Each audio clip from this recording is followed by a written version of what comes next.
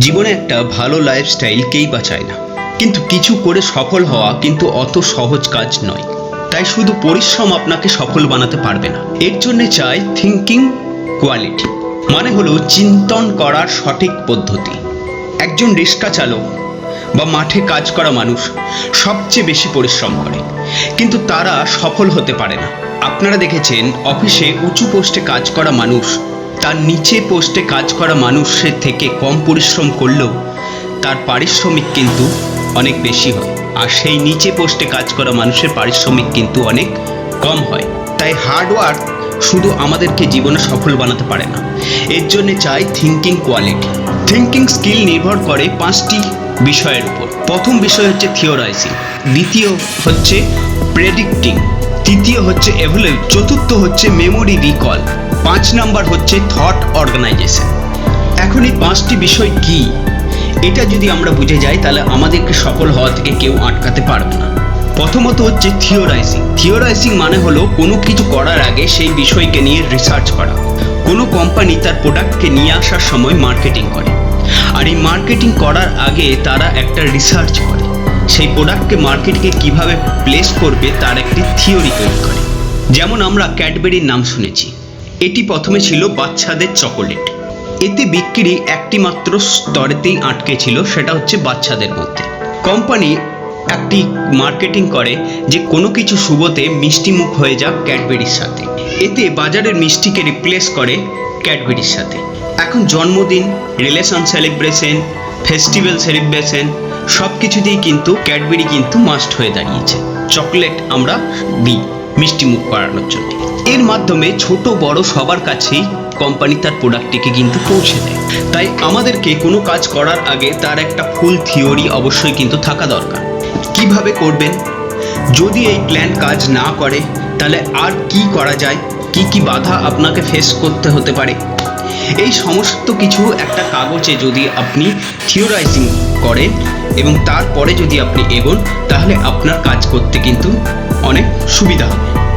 এরপরে আমরা আসবো প্রেডিক্টিং।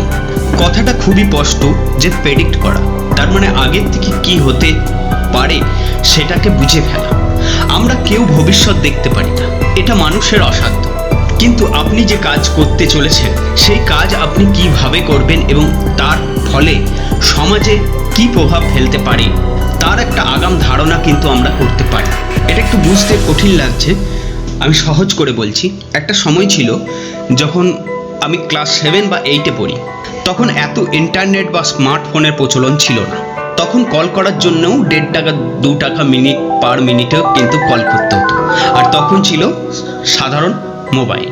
সেই সময় আমার মামা একবার বলেছিল যে এমন একটা দিন আসবে যে সময় আমরা মোবাইলেতে সব কিছু দেখবো আর সব কিছু আমাদের হাতের সামনে চলে আসবে। কথাটা কিন্তু এখনকার সময় দাঁড়িয়ে কিন্তু বাস্তব। তখন একটু ম্যাজিকের মতো লেগেছিল, কিন্তু এখন যদি আমরা দেখি আমাদের এই ইন্টারনেট অনলাইনের যুগে আমরা মোবাইলে দেখছি, আমরা সেখানে অর্ডার প্লেস করছি এবং সেই অর্ডার আমার বাড়িতে ডেলিভার হয়ে যাচ্ছে এবং আমাদের হাতের সামনে চলে আসছে। আমাদেরকে কোথাও যেতেও হচ্ছে না, কিছু করতেও হচ্ছে না। কে ভেবেছিল যে এইরকমও একটা দিন আসতে পারে? এটাকেই বলে প্রেডিক্টিং। আমাদের একটা প্ল্যান থাকা ভালো, যেটা আমাদেরকে নানাভাবে চেষ্টা করতে বাধ্য করবে এবং এর ফলে আপনি ধীরে ধীরে এগিয়ে যাবেন এবং নতুন নতুন রাস্তা খুঁজে পাওয়ার সম্ভাবনা অনেক বেশি বেড়ে যাবে। এরপর যেটা আসে সেটা হচ্ছে এভলিউটিং। এভলিউটিং মানে হচ্ছে বিবর্তনবাদ। প্রথমে মানুষ ছিল অনেক লম্বা, মানুষের হাত পাও কিন্তু অনেক লম্বা লম্বা ছিল, লোমশ প্রাণী ছিল, কিন্তু যুগের সাথে বিবর্তনের সাথে মানুষ সভ্য হয়েছে, আধুনিক হতে শিখেছে এবং বিবর্তনের সাথে সাথে মানুষের হাইটও অনেক ছোট হয়ে গেছে এবং তার সাথে সাথে মানুষ আজকে এই আধুনিক দুনিয়াতে এসেছে। এইটাই হলো এভলিউটিং। সময়ের সাথে সাথে সব কিছু কিন্তু পরিবর্তনশীল, তাই আপনাকেও কিন্তু সময়ের সাথে সাথে পরিবর্তন হতে হবে। আমাদের চিন্তাকেও কিন্তু পরিবর্তন করতে হবে, যুগের সাথে তাল মিলিয়ে আমাদেরকে চলতে হবে। নিজেকেও এবং নিজের কাজ করার পদ্ধতিকেও কিন্তু পাল্টে ফেলতে হবে, তবেই কিন্তু আমরা ধীরে ধীরে এগিয়ে যেতে পারবো। এরপর আসি মেমোরি রিকল। আমাদের এই মস্তিষ্কে প্রতিদিন আমরা যা দেখি সবই কিন্তু স্টোর হয়, কিন্তু সব কিছু কিন্তু আমরা মনে রাখতে পারি না। কিছু ইম্পর্টেন্ট নিত্যদিনের ঘটনা যেটা আমাদের মনে থাকে, তাই আমাদেরকে মেমোরি রিকল করার প্রয়োজন পড়ে। মানে পুনরায় মনে করার চেষ্টা। নিজের কাজকে, নিজের জীবনকে নিয়ে প্রতিদিন ভাবতে হবে, প্রতিদিন নতুন কিছু শেখার চেষ্টা চালিয়ে যেতে হবে। এতে আপনার মেমোরি পাওয়ার বাড়বে এবং আপনার মাথা সবসময় নতুন কিছু শেখার, জানার সবসময় চেষ্টাতে ব্যস্ত থাকবে। এর ফলে আপনি নতুন নতুন রাস্তা দেখতে পাবেন এবং কাজ করার এনার্জি পাবেন।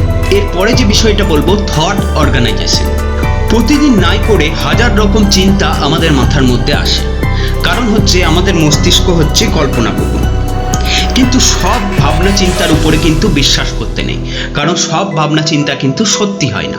এর জন্যে কোন ভাবনাটাকে আপনি রাখবেন আর কোন ভাবনাটাকে আপনি রাখবেন না, সেটাকে আপনাকে চুজ করতে হয়। এটাকেই বলা হয় থট অর্গানাইজেশন। আপনার ভাবনাগুলোকে সাজাতে শিখুন।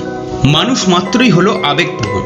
যদি ভাবনাগুলোকে সাজাতে না পারেন, তাহলে আবেগবশত ভুল পথে এগিয়ে যাওয়ার সম্ভাবনা কিন্তু অনেক বেশি থাকে, আর আমরা আমাদের জীবনে হারতে থাকি। তাই কোনটা আপনার জন্য ইম্পর্টেন্ট সেটা কিন্তু আপনাকে বুঝতে হবে। যদি আমরা এইভাবে যদি চিন্তা করতে পারি, এইভাবে আমাদের চিন্তা করার শক্তিকে কাজে লাগাতে পারি, তাহলে আমরা কিন্তু সফলতার দিকে এগোবো এবং সফলতা আমাদের হাতের মুঠোতেই থাকবে। এটা মাথার মধ্যে রাখবেন। তাহলে নিত্যদিন কাজ করে যান, নিত্যদিন এইভাবে নিজের চিন্তাকে ডেভেলপ করুন এবং ধীরে ধীরে দেখবেন আপনি এগিয়ে যেতে পারছেন। তাহলে আজকে আসি, পরের একটি ভিডিওতে অন্য এক টপিক নিয়ে আলোচনা করব। ততক্ষণ চ্যানেলটিকে সাবস্ক্রাইব করবেন। সুস্থ থাকবেন, ভালো থাকবেন।